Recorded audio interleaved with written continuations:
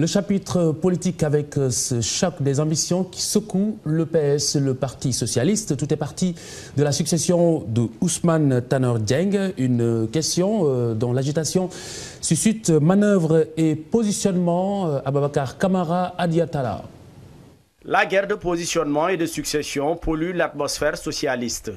Des manœuvres souterraines tous azimuts sont orchestrées et les jeunes à visage découvert mènent entre eux une guerre larvée par presse interposée. Une situation inédite selon certains observateurs, provoquée par la position inconfortable de mi-pouvoir, mi-opposition du Parti socialiste. Il ne faudrait pas perdre de vue quand même qu'à l'origine de cette crise actuelle, il y avait la question de la position du Parti socialiste vis-à-vis des législatives. Il est vrai qu'avec la coalition Benno Bokk Yakaar, le Parti socialiste a pu obtenir 20 sièges. Ce qui n'était pas évident si le Parti socialiste était allé seul. Malgré tout, il y a encore parmi ses responsables certains qui auraient préféré que le Parti socialiste aille seul à ces élections législatives, puisse bénéficier de son propre groupe parlementaire, plutôt que d'aller perdre son identité, son âme, et d'aller se noyer dans la majorité présidentielle. Voilà la ligne, je crois, qui est défendue par quelqu'un comme Malick Noël Seck.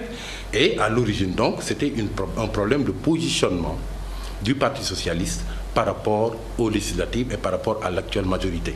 Et c'est trouvé tout simplement que cette crise a été aggravée par la succession ouverte d'Ousmane Tanor Dieng. Les soubresauts, souvent conséquence des faibles résultats à l'élection, n'épargnent pas la plus ancienne formation politique. Et le choc des ambitions milite en sa défaveur. C'est une crise quand même qui risque d'être fatale au Parti socialiste, parce que plus les jours passent, plus on a l'impression que la ligne de fracture s'accentue entre quelqu'un comme Ousmane Tanor Dieng et Khalifa Sall, entretenu par un certain nombre de leurs relais. Tanor Dieng revient récemment de Cape Town à l'international socialiste. Actuellement, il y a des dirigeants socialistes qui sont au pouvoir en Afrique et même en dehors de l'Afrique, et dont Ousmane Tanor Dieng, entre guillemets, est un peu le supérieur hiérarchique au sein de l'international socialiste. Donc un homme comme ça peut être enclin à vouloir demeurer à la tête du parti et se dire que j'ai un prestige international au sein de l'international socialiste, je bénéficie de plusieurs casquettes, je n'ai pas à lâcher la direction du Parti socialiste. Les volcans latents qui minent certaines formations politiques sont nombreux. Ils attendent toujours la période post-électorale pour se réveiller et créer des secousses. Ce coup de vent Adiatala qui secoue le Parti socialiste a déjà soufflé sur bien d'autres formations politiques.